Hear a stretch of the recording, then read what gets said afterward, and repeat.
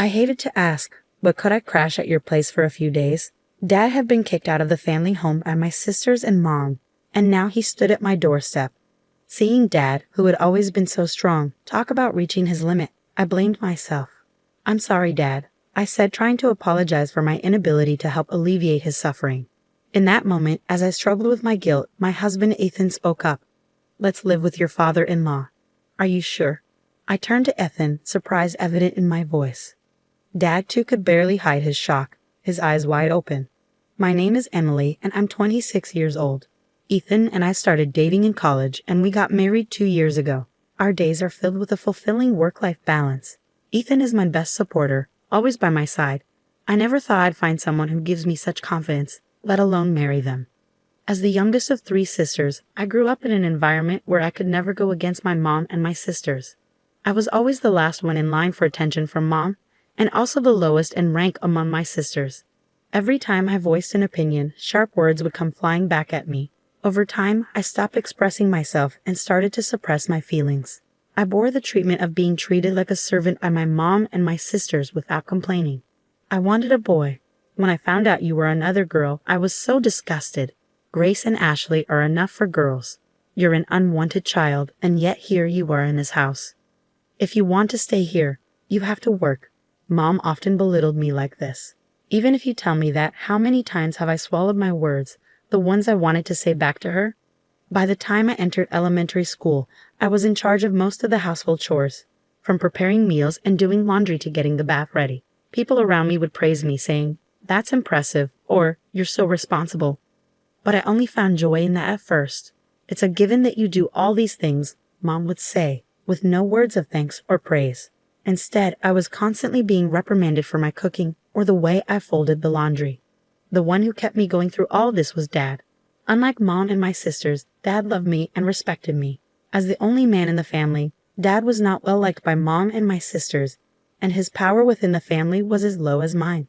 But he always stood up for me. "I'm sorry, Emily. You always have to put up with so much. If only we could all live in harmony." Dad would often hold me tight and say these things. Despite his early mornings and late nights for work, Dad would always spend his days off with me, fulfilling Mom and my sister's demands together. And he always listened to my feelings and accepted my words. But my mom and her cohorts didn't seem to like that. "There's no one to protect you today," they'd tell me, pushing more chores onto me. They'd hurl harsh words at Dad too, such as, "For a man, low income," and my sisters would follow their lead, laughing and saying, "Disgusting," and "Don't open your mouth." So no matter how much Dad tried to be a pillar of support, I was becoming increasingly frail. Noticing my distress, Dad said something to me when I entered high school. "Emily, study as much as you can, then go to college, leave this house, and live on your own. You, Emily, have so many possibilities. There's no need to endure and stay in this house forever. I want you to live your life," my father urged me. At his words, I felt both elated and anxious. At the time, my eldest sister Grace, 6 years older than me, was attending a private university, and Ashley, 4 years older, was at a vocational school. Mom would often ridicule Dad for his low income and tell me, "We're poor because he doesn't bring in money, so you should start working once you graduate from high school." Because of this, I believed our family was financially struggling. Despite that, I worried if Dad was pushing himself too hard by telling me to go to college and live on my own. But Dad insisted, "There's no need to worry about money. I feel responsible for making you suffer so much. That's why I don't want you to endure any longer." "Dad," I said, "this is a request from your father. You don't have to worry about anything. Just go to the university you want, study what you want, find what you love to do. I want you to lead a happy life to make up for the hardship you've been through." I could feel his strong resolve as he gripped my shoulder, his eyes moist with tears. From then on, I devoted myself to the studies I had neglected, juggling the overbearing instructions from my mom and sisters. I spent all my remaining time studying at my desk. My hard work paid off, and I was accepted into a university. Dad and I embraced each other, sharing the joy of my acceptance. I kept it a secret from Mom and my sisters until the last minute, only announcing my plans to go to college and live alone on the day I was moving. At that time, Grace had already moved out and was living on her own, leaving only Mom and Ashley at home, who showered me with shouts of rage. I endured their harsh words until the end, finally breaking free from them. I kept my new mobile phone, a gift from Dad, a secret, not telling them which university I was going to or where I was going to live. Though I stayed in touch with Dad, I started a life without any involvement with my mom or my sisters. But just because I escaped from them didn't mean my university life was smooth sailing. I wasn't used to speaking my mind, and as a timid person, I was somewhat invisible in my department, unable to make friends. Then Ethan reached out to me. "What do you think, Emily?" I was surprised when Ethan, the bright and central figure of the group, spoke to me. I was already uncomfortable speaking in front of people, and being put on the spot left me speechless. But Ethan pressed me. "You have thoughts, right? Share them. We won't know unless you say something," he said. Initially, I thought of Ethan as pushy and inconsiderate. But as time passed, I came to see the kindness in Ethan, how he respected people's opinions. Thanks to Ethan, I started to make friends. Before long, I found myself drawn to him, and by our 3rd year, our relationship had progressed to dating. When I started dating Ethan, Dad excitedly congratulated us. And when I found a job, when Ethan and I decided to move in together, and when we decided to get married, Dad celebrated my happiness as if it was his own. But I had always been worried about Dad.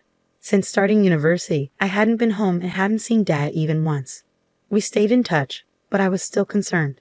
Dad was living at that place with Mom and the others. I had no doubt he was still enduring snide comments from Mom and Ashley, still spending his days under their domineering instructions. "Dad, I'm happy today because of you. Back then, I was powerless and always needed your help. But things have changed. I'm working now, and I'm married. I have someone who supports me, so now it's my turn to help you. Please let me know if you're in any trouble." I told him I announced my marriage. Having learned the importance of expressing my feelings to others since being with Ethan, I was finally able to put into words what I had never been able to tell Dad before. "Thank you," Dad replied, but until now, 2 years later, Dad never asked me for help. Furthermore, recently, I heard that Grace, who was supposed to be living alone, quit her job and returned to her parents' house. My worry for Dad had only increased. Then, one day, the doorbell rang just as I was confiding in Ethan about how worried I was about Dad. December was almost over, and even though it wasn't even 4 p.m., it was already getting dark outside. We had no scheduled deliveries, so we were surprised when we looked at the screen of the intercom. The person shown by the camera was none other than Dad. I rushed to the front door and opened it, seeing Dad for the first time in 8 years. His cheeks were hollowed out, and there was more white than black in his hair. He looked visibly unwell. I instinctively knew that his sudden visit without any notice wasn't for a casual reason. "Dad, what's happened?" "Please come inside. It must be cold outside," I said, concerned. Dad was wearing trousers and a long-sleeve shirt, even in December. He seemed too thin, and I wondered why he would be outside dressed like that. But the reason was revealed from Dad's mouth. "Dad was kicked out of the house by Mom and the others," he said, his voice heavy with sadness. "He told me to go buy dessert, so I went to the nearby convenience store. But when I came back, the house was locked. I asked them to open up, but they told me not to come back and didn't let me in." "What?" I exclaimed, shocked by what I was hearing.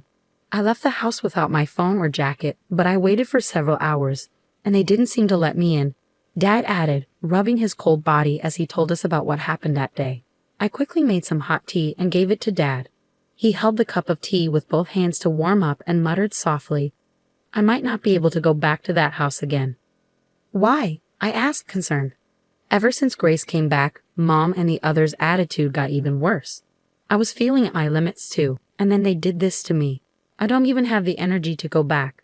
I think I should look for a monthly apartment and think about what to do in the future, Dad explained. "I'm sorry, but could I stay here for a few days?"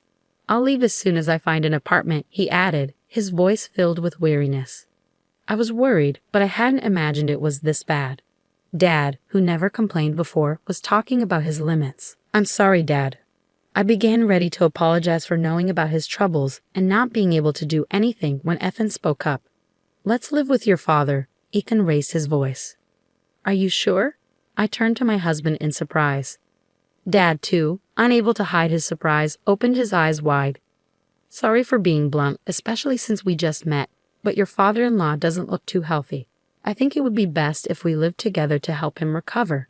Everything else can be figured out later, of course, only if he's okay with this," Ethan explained. Ethan's suggestion left Dad and me with nothing but gratitude, and so our new life as a trio began. Just a few days after Dad moved in, our doorbell rang again. All three of us were stunned by the figures displayed on the intercom screen.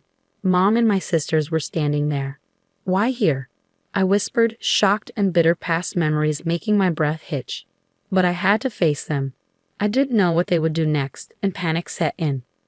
I opened the door, and before me stood my mother, flanked by Grace and Ashley. "Wow, I didn't expect you to be living in such a fancy place. I thought you were scraping by in some rundown apartment," Mom remarked, her tone dripping with condescension.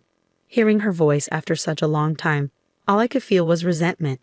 "Why are you here?"